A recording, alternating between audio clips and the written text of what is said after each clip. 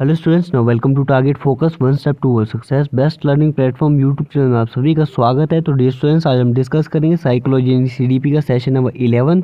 तो हमारी target audience रहेगी HP non medical TET, HP arts TET, HP JBT TET और एचपी मेडिकल टेट। तो कंटिन्यू कर लेते हैं आज के सेशन को।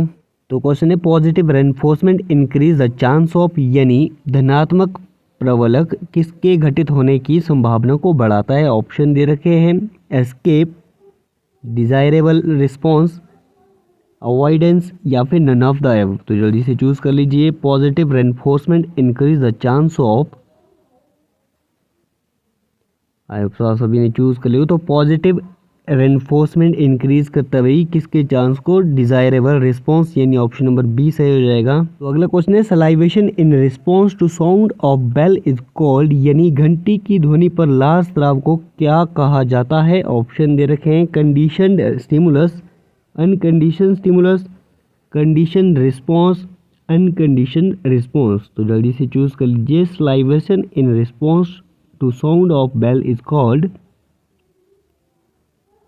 सभी ने चूज कर लिया। तो ऑप्शन नंबर सी सही हो जाएगा, कंडीशन रिस्पॉन्स, यानी अनुबंधित अनुक्रिया। तो अगला क्वेश्चन है, what is the main reason for individual difference in intelligence, यानी बुद्धि में व्यक्तिगत भिन्नता का मुख्य कारण क्या है। ऑप्शन दे रखे heredity, environment, heredity and environment या फिर नन ऑफ द अबव। तो जल्दी से चूज कर लीजिए। What is the main reason for individual difference in intelligence.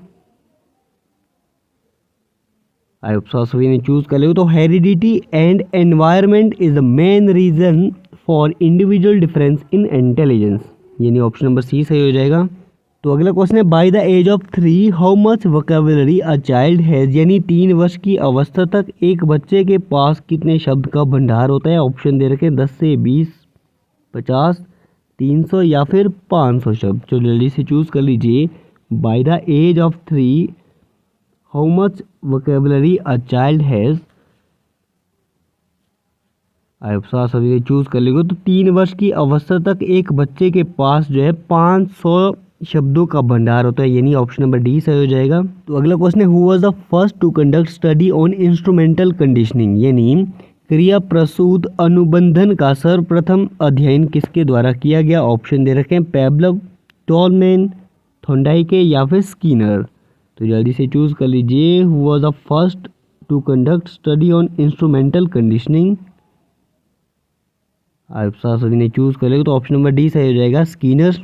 तो अगला क्वेश्चन है, logical thinking by adolescent that why something is happening the way it is and systematically seek solution is called, यानी किशोरों द्वारा तर्कपूर्ण चिंतन की कुछ चीजें वैसी ही क्यों हो रही है एवं क्रमबद्ध तरीके से समाधान ढूंढने की प्रक्रिया को क्या कहा गया है। ऑप्शन दे रखे हैं inductive reasoning, hypothetical deductive reasoning, divergent thinking या फिर कन्वर्जेंट थिंकिंग। तो जल्दी से चूज कर लीजिए। सभी ने चूज कर लिया। तो ऑप्शन नंबर बी सही हो जाएगा, हाइपोथेटिकल डिडक्टिव रीजनिंग। तो अगला क्वेश्चन है, the process in which unconditioned stimulus is presented before the conditioned stimulus is called. Option दे रखे हैं stimulus conditioning, delay conditioning, trace conditioning या फिर बैकवर्ड कंडीशनिंग। तो जल्दी से चूज कर लीजिए। The process in which unconditioned stimulus is presented before the conditioned stimulus is called. आप सभी ने चूज कर लिया। तो ऑप्शन नंबर डी सही हो जाएगा, बैकवर्ड कंडीशनिंग। तो अगला क्वेश्चन है, which type of reinforcement schedule produce greater resistance to extension, यानी किस प्रकार की प्रबलन अनुसूची विलोप के प्रति अधिक विरोध पैदा करती है। ऑप्शन दे रखे हैं continuous reinforcement, positive reinforcement, partial reinforcement या फिर एप्टिटिव रेनफोर्समेंट। तो जल्दी से चूज कर लीजिए। आप सभी ने चूज कर लिया। तो ऑप्शन नंबर सी सही हो जाएगा, पार्शियल रेनफोर्समेंट। तो अगला क्वेश्चन है, cephalocaudal physical development refers to. Option दे रखे हैं children gain control over their torso before their extremities, increase in height and weight of children, increase in weight and decrease in body fats of children, children gain control over their upper part of body before lower part of body। आप सभी ने choose कर लिया। तो option number D सही हो जाएगा, children gain control over the upper part of body before the lower part of body. यानी स्फेलोकॉर्डल क्या होता है, हेड टू टो होती है डेवलपमेंट। पहले जो है आपका अपर पार्ट का विकास होगा, उसके बाद लोअर पार्ट का। तो अगला क्वेश्चन है, just as children pass through the various stages of cognitive development they pass through the various stage of moral development was proposed by. यानी बच्चे जिस प्रकार संज्ञानात्मक विकास की विभिन्न अवस्थाओं से गुजरते हैं, वैसे ही वे जो है नैतिक विकास की अवस्थाओं से गुजरते हैं। ये शब्द किसके द्वारा कहे गए?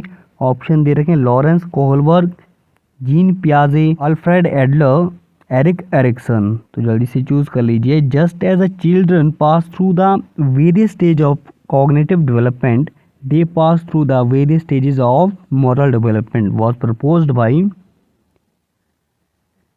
अब सभी ने चूज कर लेगा, तो ऑप्शन नंबर ए सही हो जाएगा, लॉरेंस कोहलबर्ग। तो आज के सेशन में इतना ही करते हैं। उम्मीद आप सभी को आज का सेशन पसंद आया होगा। तो अगर पसंद आया हो तो लाइक शेयर सब्सक्राइब कीजिए टारगेट फोकस यूट्यूब चैनल को और बने रहिए हमारे साथ।